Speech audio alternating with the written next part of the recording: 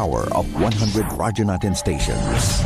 The power of information with more than 200 news and public affairs correspondents nationwide. The power of radio is within reach. Manila Broadcasting Company's Radyo Natin Network. Serving the Philippines. This is MBC Media Group's Radyo Natin Nationwide, a member of the KBP. Radyo Natin Nationwide.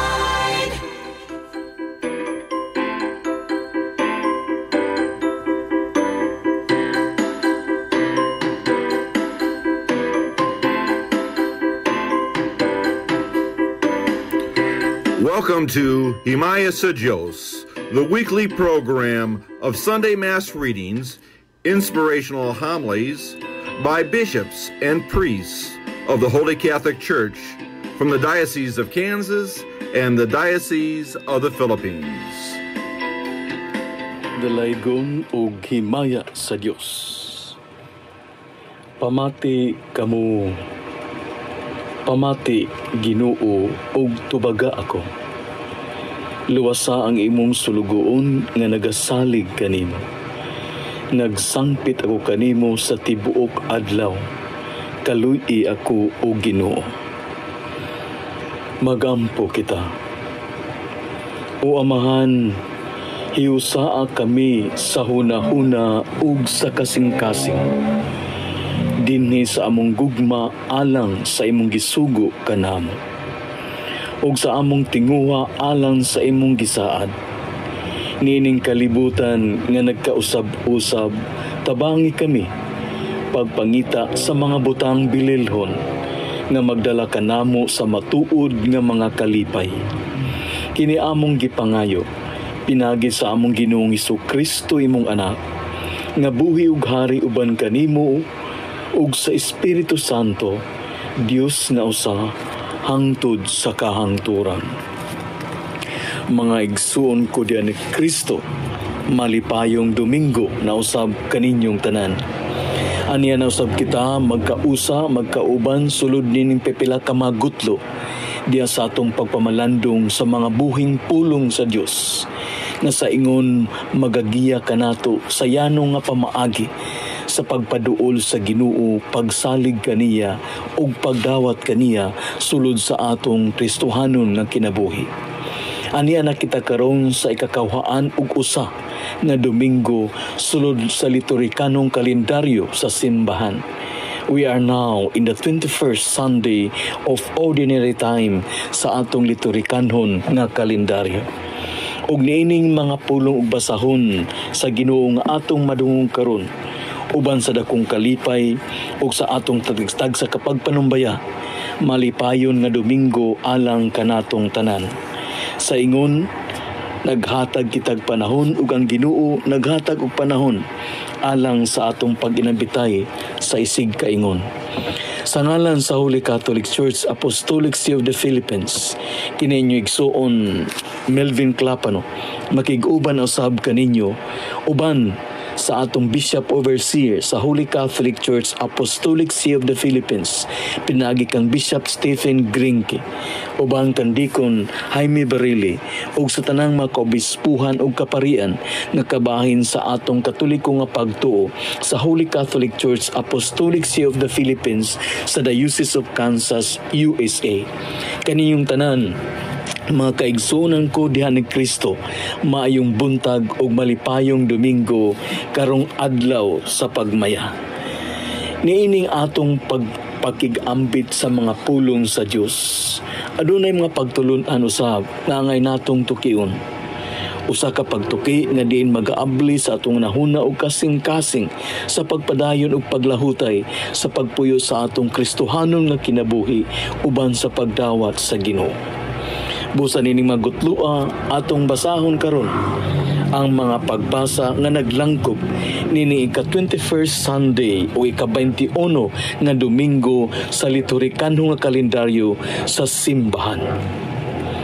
Unang pagbasa, tinutlo gikan sa basahon ni Josue.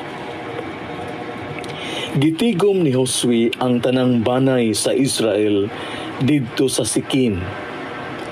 Gitawag niya ang mga pangulo, ang mga kadagkuan, ang mga maghuhukom ug ang mga opisyal sa Israel. Ug nanuol sila sa atubangan sa Dios. Giingnan ni Josue ang tanang katawhan. Mao kini ang giingon sa Dios sa Israel. Kaniadto ang mga katigulangan ninyo, nagpuyo sa tabok sa suba sa Euphrates, ug nagsimba sa laing mga Dios. Usa kanila mao si Tera, amahan ni Abraham ug ni Nahor. Kung dili kamo andam pag-alagad sa Ginoo, pagpili karong adlaw kung kinsay alagaran ninyo.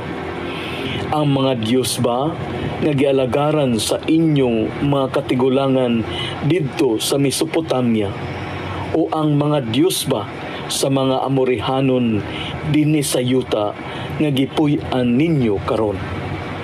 Apan alang kanako ug sa akong pamilya, mag-alagad kami sa Ginoo.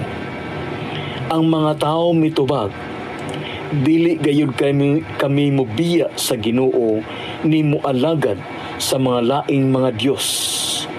Ang Ginoo nga atong Dios nagluwas sa atong mga katigulangan ug kanako sa kaulipnan sa Ehipto, ug nakita nato ang dagkong mga butang nga gibuhat niya.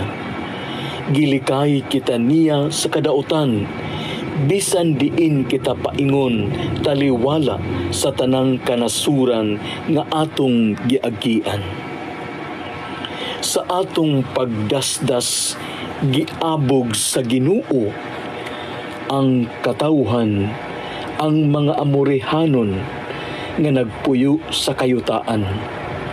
Busa mag-alagad usab kami sa Ginoo, kay siya amo mang Dios. Ang pulong sa Ginoo. Tagamtama og tan-awa ang kaayo sa Ginoo.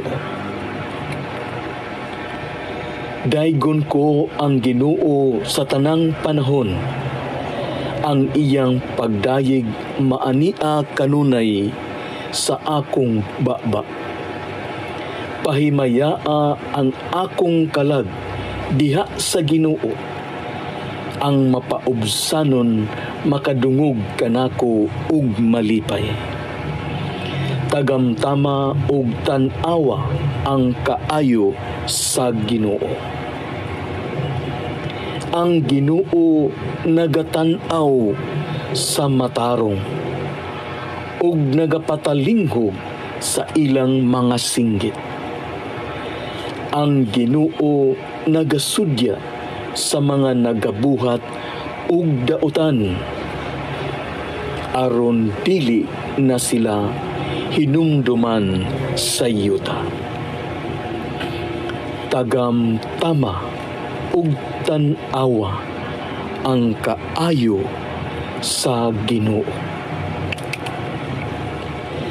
Sa pagsangpit sa matarong, namati kanila ang Ginoo. Ug sa tanan nilang mga kasakit, giluwas niya sila. Ang Ginoo haduol sa gisulay nga tawo, ug sila nga naguol sa espiritu iyang giluwas. Tagamtama ug tan-awa ang kaayo sa Ginoo. Nagabantay siya sa tanan, daghan ang mga kaguol sa tao nga matarong. Apan niining tanan ang Ginoo nagapalingkawas kaniya, nagabantay siya sa tanan niyang kabukugan ug walay usa kanila nga mabali. Tagamtama ug tan-awa ang kaayo sa Ginoo. Ang daotang mga buhat nagapatay sa daotang tao ug ang mga kaaway sa matarong nagabayad sa ilang kalapasan. Apan ang Ginoo nagaluwas sa kinabuhi sa iyang mga sulugoon ug walay mahulog sa kalapasan kanila nga nagadangup kaniya. Tagamtama ug tan-awa ang kaayo sa Ginoo. Ikaduhang pagbasa. Kinutlo gikan sa sulat ni San Pablo ngadto sa taga-Efeso. Tungod kang Kristo, pag tinahuray kamo, mga asawa, tahura ug sundan ninyo ang inyong mga bana sa mga nagtahod ug nagsunod kamo sa Ginoo. Kaya ang bana mao ang ulo sa iyang asawa, ingon nga si Kristo maoy ulo sa simbahan. Og si Kristo mismo mao ang manluluwas sa simbahan nga mao ang iyang lawas. Busa kinahanglan mutahod ug musunod ang mga asawa sa ilang bana, ingon nga ang simbahan nagtahod ug nagsunod kang Kristo. Mga bana, higugmaa ang inyong asawa, ingon nga gihigugma ni Kristo ang simbahan o gitugyan ang iyang kinabuhi alang niini. Gihimo niya kini aron paghalad sa simbahan ngadto sa Dios, pinaagi sa iyang pulong.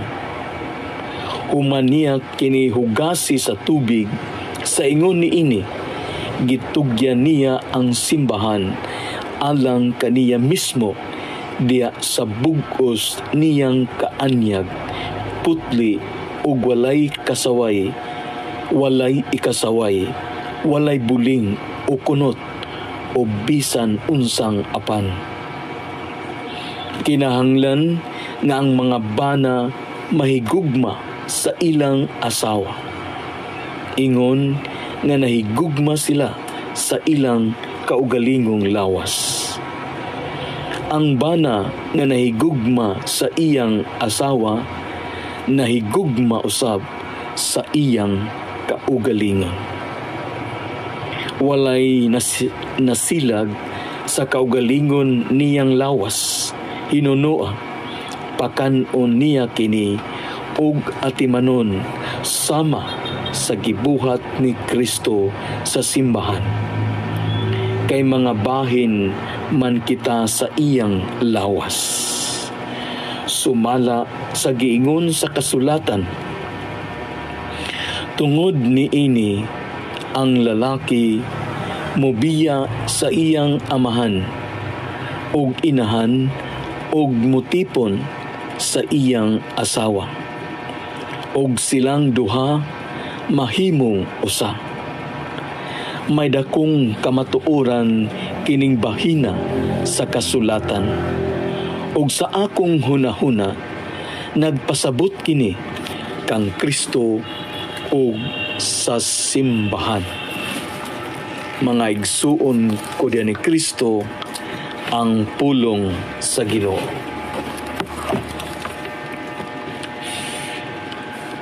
Ang Ginoo maanaa kaninyo. Ang santos nga ebanghelyo sumala ni San Juan. Daghan sa iyang mga tinun-an nagkadungog niini og miingon, lisod kaayong dawaton kining pagtulun-an. Kinsabay makasabot niini? Bisag walay nagsulti kaniya, nahibalo si Jesus nga nagbagulbol ang iyang mga tinun-an bahin niini. Busa giingnan niya sila, nakapabugnaw ba kini sa inyong pagtuo kanako? Pananglit makita ninyo ang anak sa tao nga mukayab balik sa iyang gigikanan. Mabugnaw balang gihapon kamo.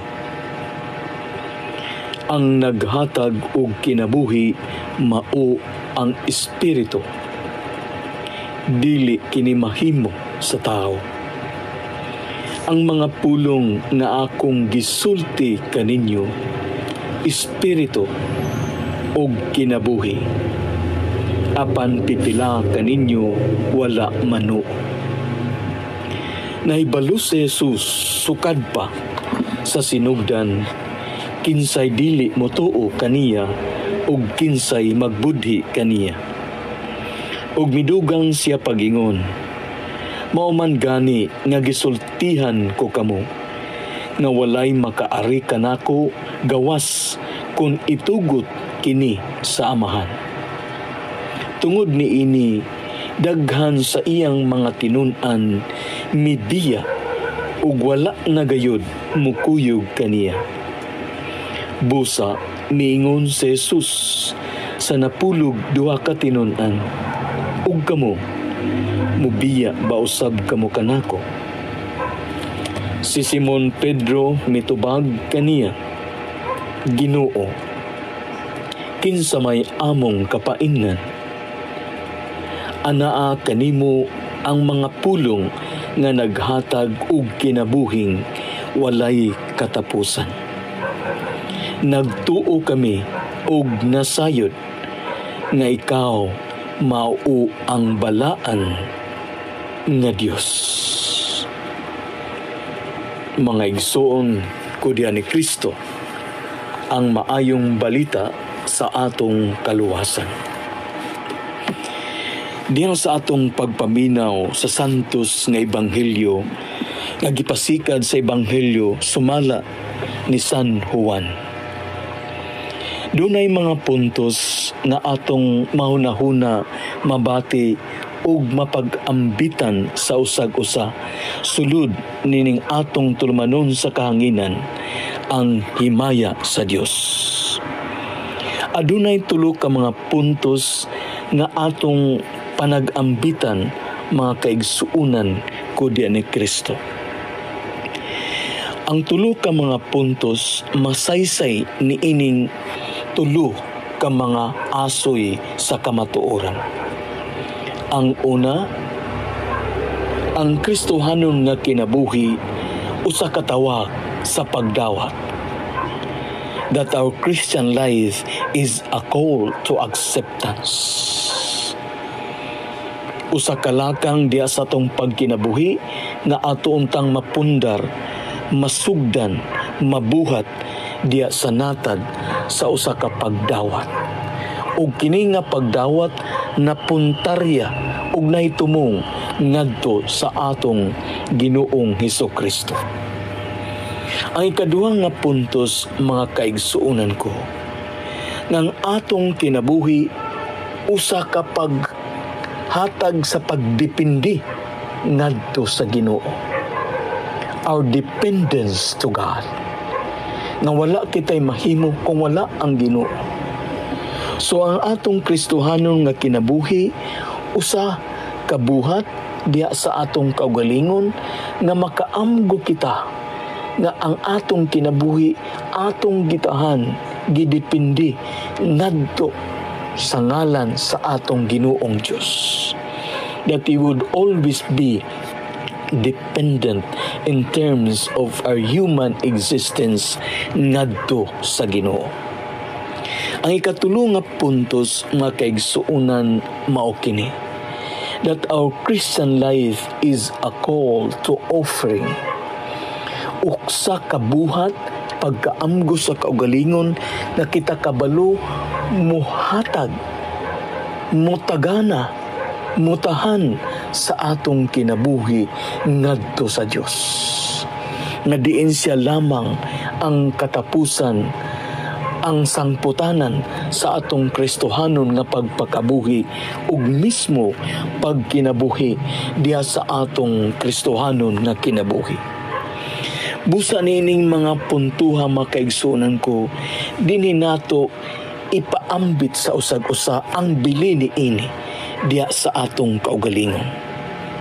Ang pagdawat, ang pagdipindi, ug ang paghalad nato sa Ginoo diha sa atong Ang una nga punto makaigsuunan ko,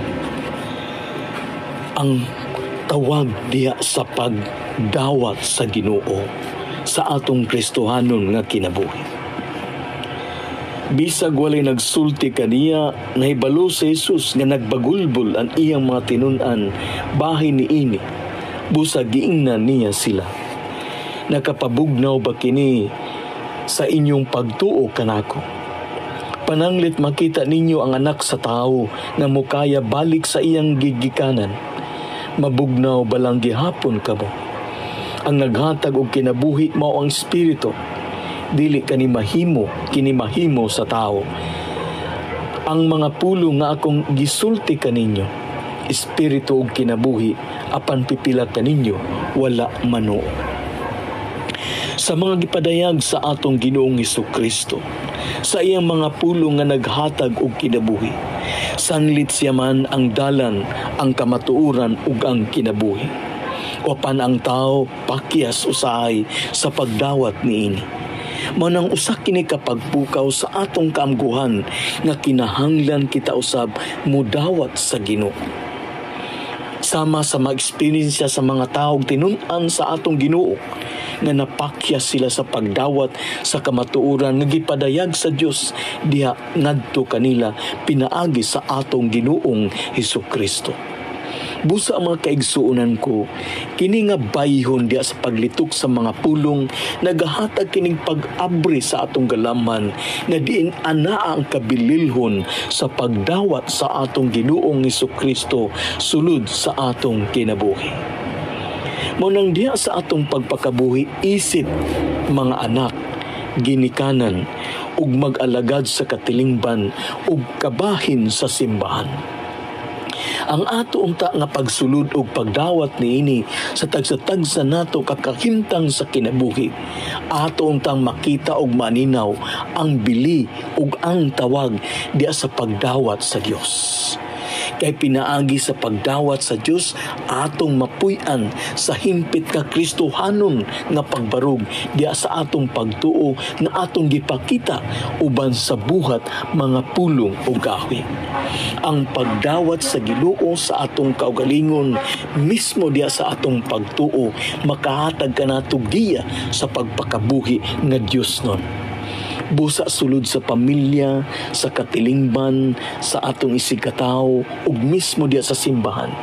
Mugitib ug makita sa matag usa kanato ang tinunay nga kinabuhing Kristohanon pinaagi ug pinasikad sa atong pagdawat sa Dios. Ang ikaduhang nga punto mga kaigsuonan ko, that our Christian life is called to that dependence to God. Na wala kita'y mahimo kung wala ang Ginoo. Nagdepende ang atong kinabuhi sumala sa atong pagpakabuhi. Mao nang nahibalo si Jesus sukad pa sa sinugdanan, kinsay dili mo tuo ug kinsay magbudi kaniya. Ug midugang siya sa pag-ingon, mao man gani nga gisultihan ko kamo nga walay makaari kanako gawas kon itugot kini sa Amahan.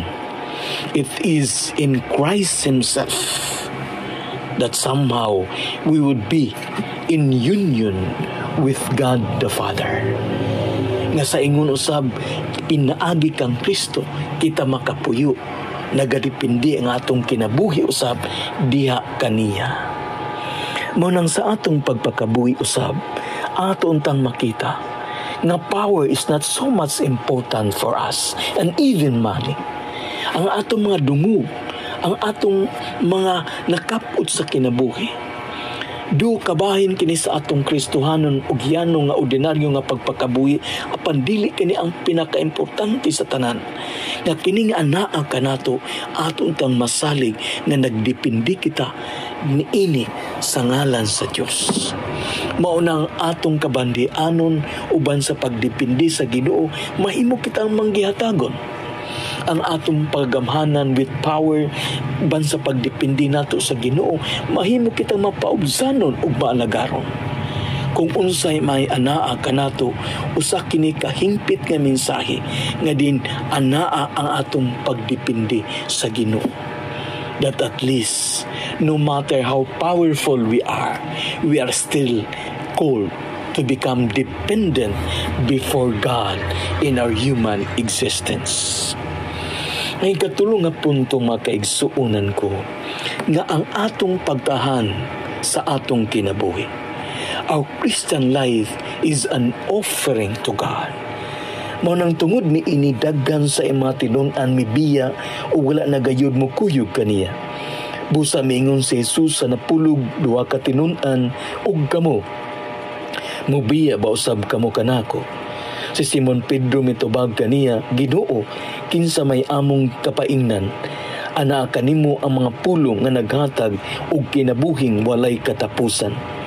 Nagtuo kami og nasayod nga ikaw mao ang balaan nga Dios. Nakaamgo si San Pedro nga diin ang kinabuhi ug ang ilang kahintang ana aragyod sa Ginoo. Busa he learned to offer himself to God nga mao'y nakapaabri usab sa matag usa kanato.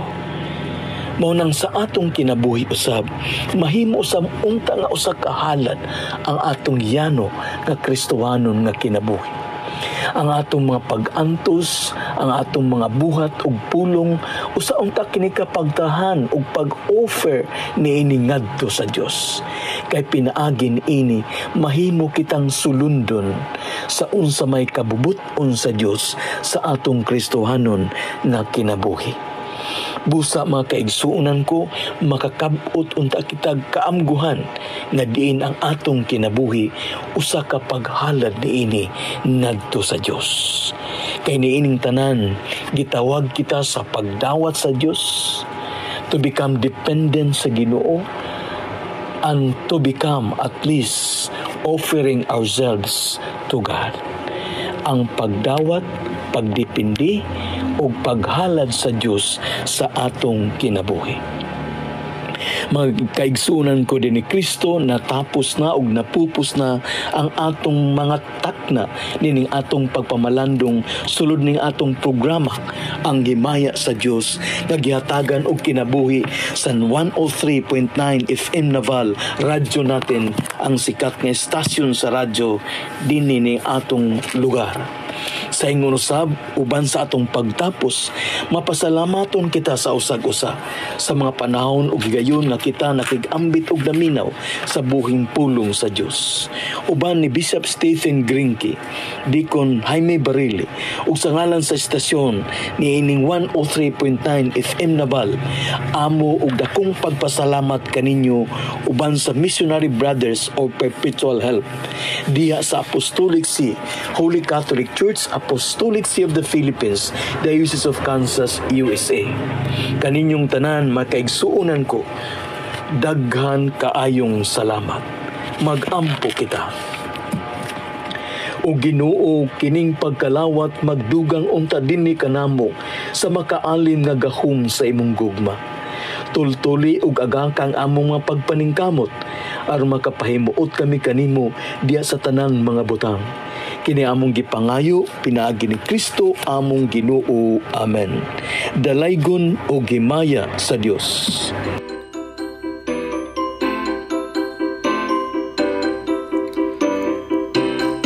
This has been Himaya sa Diyos. Our program was sponsored by the Society of the Missionary Brothers Perpetual Help. Our music is furnished by Ben Sound. Join us next week at this time for Himaya sa Diyos. This is Father Steve Granke saying, Ang Ginoo mana kaninyo. God bless you all. Our town, our radio, Radyo Natin. Good news!